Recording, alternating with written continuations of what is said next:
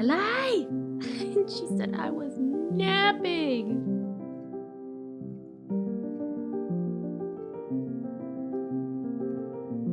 Hello, BookTube universe. Welcome back to my channel. My name is Shauna. If you're new here, welcome. Thanks so much for joining me. In this video, if you couldn't tell by the title,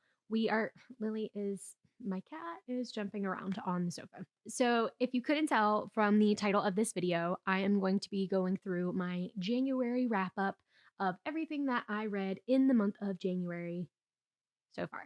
Well, we're in February, so this is exactly what I read in January. So we're just going to go through it and we'll jump right on in. Instead of going through the order in which I read these books this month, I'm just going to go through the books that I read in the series order because I was reading two different series at the same time and I finished two books within each of their own series, if that makes sense. Please tell me that you follow along with my convoluted thinking. So I'll just jump right into it. One of the first books I read this month was Neon Gods by Katee Robert. This book is kind of a standalone, but it's part of her Dark Olympus series, or Dark Olympus. I always get it wrong. But it's basically retelling of different Greek gods and goddesses. So Neon Gods is the first book in this series, and basically it covers the story of Zeus and Persephone and their love story, but she kind of takes it into a really cool retelling of it. So it's still Hades and Persephone and their story and these characters. But in this, more modern day kind of world, what she does is there's like the upper city of Olympus. There's Olympus as a whole, but there's the upper city where, the rest of the gods live, and they are all considered part of the 13, which is like the main 13 gods and goddesses that kind of rule over the city. So you have people like Zeus, Demeter, who else? Hermes, all of these different types of gods and goddesses. And so in this, there actually is a river Styx that, what am I thinking? I can't think of the word. There's the river Styx at the end of the city and of the upper city, and then you have the lower city, which is where Hades resides. But in this world, Hades is kind of a myth at this point. They don't think that he exists anymore because the only positions of the 13 that can be inherited by birth is Zeus, Hades, and who's the other guy? The king of the god of the sea. What is his name? Hello, this is Shauna's book journal page. You're still on the right channel. This is still the right video. My name is Anthony Golden. Some of you may know me as A Golden Films. Most of you know me as Shauna's husband. Just to clarify, the god that my wife was referring to was Poseidon, the god of the ocean, King Neptune himself. Now, my wife is sharp, okay? I want y'all to understand. She's usually on top of this, but she had a brain fart. What does marriage mean? It means you help your partner when in need. So I'm here as her husband to help her in need. Poseidon. My wife knows all the Greek gods. So before y'all start judging, she knows every single Greek god there is, but she just forgot. And if it wasn't for my hours on God of War, I wouldn't have known either. But that's why I know. So back to your regular schedule program. Anyways, the rest of the 13 of the gods and goddesses that make up this group that rule the cities are won by different ways. And there's a lot of politicking and a lot of backstabbing and all that kind of stuff. So we follow Persephone mostly through this, but it is a dual POV. So you follow Persephone's perspective as well as Hades. And come to find out, obviously, Persephone finds out that Hades is not a myth. He actually still exists and is still alive. And of course, their love story starts to develop from there. I thought it was really good. So my review of it is good. It's cute. Not my favorite retelling, but it definitely is just what you sign up for. And it's cute. It's smutty. So it's very, think of this book specifically, 50 Shades of Grey, except with Hades and Persephone. So if that gives you a little insight, that's kind of what this book is. But I didn't dislike it. I enjoyed it and I finished it, and I am continuing to read the rest of her Dark Olympus series. So this is the first one. Again, it's kind of as a standalone. You don't have to read these in any specific order, but that's how I like to read them, is in the order that the author published them. So going into the next one, her second book in this series, Electric Idol. I read that one this month too. This one I got from the library, which is why it has a sticker on it. With Electric Idol in this book, again, kind of a standalone. You don't have to have read the first one if you want to just jump in. If any of the particular gods or goddesses, like love stories that you're familiar with or know of, and you are just interested in reading, you could most definitely jump into any of these books at any time and catch on pretty quick. So they are all pretty much standalones, but I like to read them in the series. So this is the second one in this series, and this specific story follows, who is it? It's Psyche and Eros, and Eros is, forgive me if I'm saying that incorrectly, Eros is the son of Aphrodite, and Psyche in this world is the sister to Persephone. So Demeter is her mother, if you are at all familiar with Greek mythology. And this is their love story. And from what my friend Jordan has told me, because she is very much a Greek mythologist connoisseur, so to speak, and I am not as familiar with a lot of the intricacies of Greek mythology. So when I asked her about their story specifically, she painted this really cutesy, light, sort of romantic story, and that this is not that. So if that's what you're expecting going into this, be warned that it is nothing like that. It is very dark. In this story, we're still in the same world that was created in the first one, and Eros actually, Aphrodite puts a hit out on Psyche, essentially. So she sends Eros to kill Psyche. Why? You'll find out when you read the book. Of course, he doesn't want to do that. He starts to really fall in love with her, and they come up with a whole scheme and plot in their own ways of trying to get away from Aphrodite, his own mother, and they fall in love with each other along the way. So it is cute. Again, it's a cute story. It does have dark themes, I would say. Still very graphic, still very much in the same world of very smutty. But again, I mean, that's what you sign up for with these types of books. So again, I thought this one was really cute too. I did enjoy it. I'm still continuing to read the series. So if you are at all interested in Greek mythology and different retellings, I do recommend this series because I think it's really good. And if you like the smuttiness as well, this is definitely for you. All right, so the next book I read in this month of January, again, this is not in the order that I read these books, but it's just the next one I want to talk about. And it is Fire in the Flesh by Jennifer L. Armentrout. This is the third book. Yes, third book in her prequel series that is like a spinoff basically of From Blood and Ash. So this is the story that continues in that same world. And this prequel is occurring like thousands of years in the future of what happens in From Blood and Ash.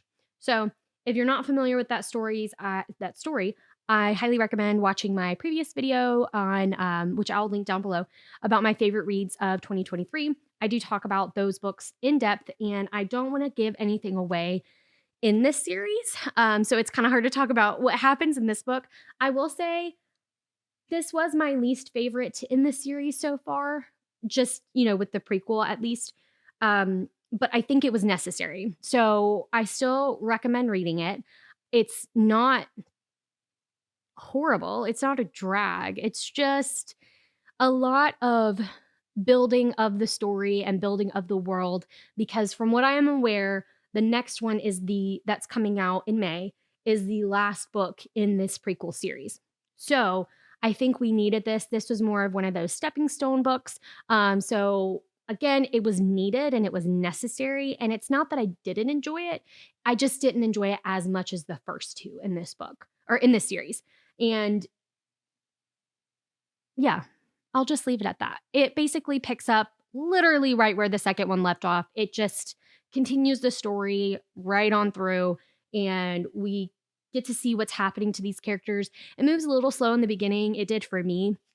And I think that's why it was kind of one of my least favorites. I don't mind slow moving stories, but it just felt like it was dragging a little bit. And again, I felt like it was needed. It was necessary to build the story more, but there were a lot of kind of lagging moments for me. But it just makes me excited for the last book in this series to come out, because I'm so excited to see what happens and where she's going to take it and how she's going to end this, because then it's going to tie back into From Blood and Ash, and I am excited to see where she goes with that one. So I am looking forward to it. All right, so these next two are in a series. Is the first two books in a series, and they were rereads for me, but I am still counting them because they are thick books, and it took me a long time to read them. But the first one is The Crescent City, House of Earth and Blood by Sarah J. Maas, if you weren't familiar.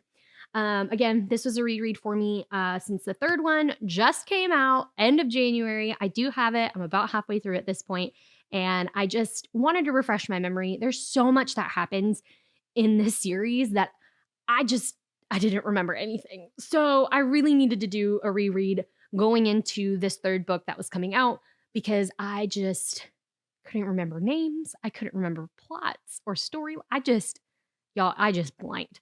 So if you're not familiar, this is the first book in a new series by Sarah J. Maas. It came out several years ago. I don't remember what year specifically. But she really does a lot of world building in this book, and it was overwhelming, to say the least, the first time you read this. So fair warning if you don't already know, she goes a little crazy in this series, but I loved every second of it, I will say that. But we are following in this first book Bryce Quinlan, who is half fae. Her mother is human and her father is the Fae King of the Autumn Court, and we all know this kind of coming into it. At the very beginning of the book, one of her best friends dies very tragically. And it's basically from there kind of a murder mystery, essentially. But in this world, within Crescent City, you have vampires, werewolves, witches, fae, shifters, people who turn into deers, people who turn into hounds. You have angels, archangels. You literally have everything under the sun in this book, which is why it's so hard to kind of keep up if you are used to her other books like Court of Thorns and Roses and Throne of Glass, because while she does world building in those books and they're really great, you don't have to learn a whole lot. In this one, you have to learn a whole new magic system and what is specific to which houses, because everyone's separated into houses, and it can get very confusing very quickly. All that being said, it's still a really great book, and she meets some really cool people along the way, and I really enjoyed it. I enjoyed it the first time I read it, not as much as the other two series. During this reread, I found my love again for it, but it's still not my favorite series of hers. I would still say this is my least favorite series.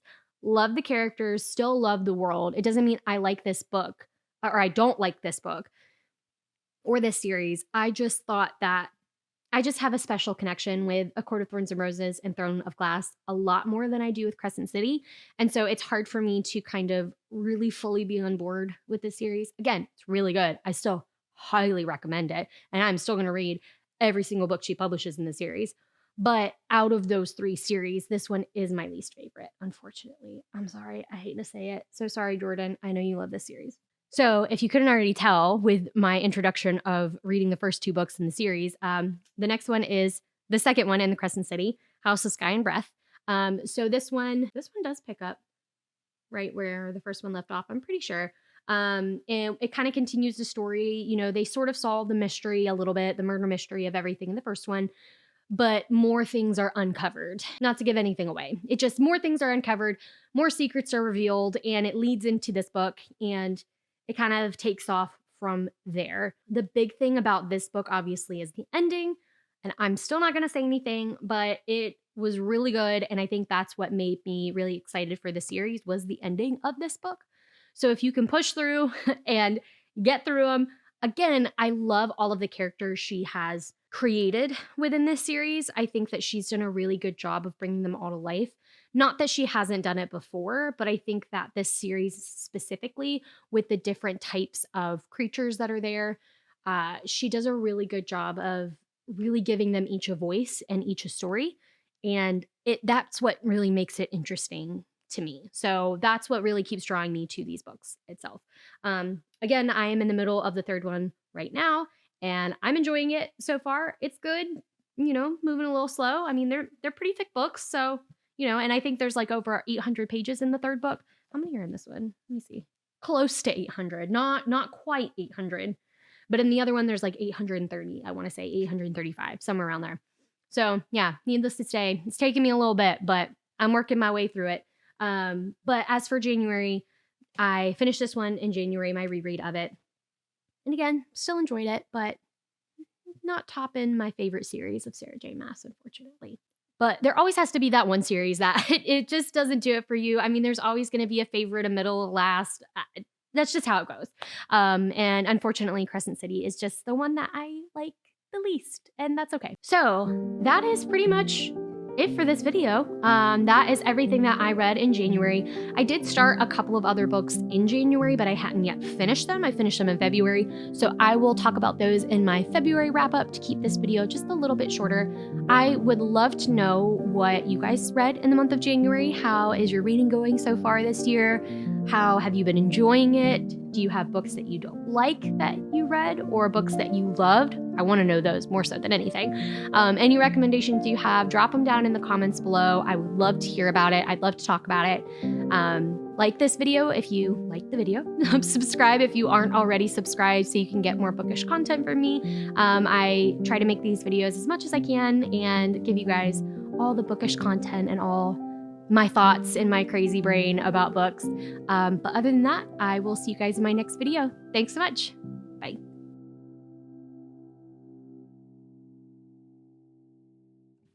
I love you.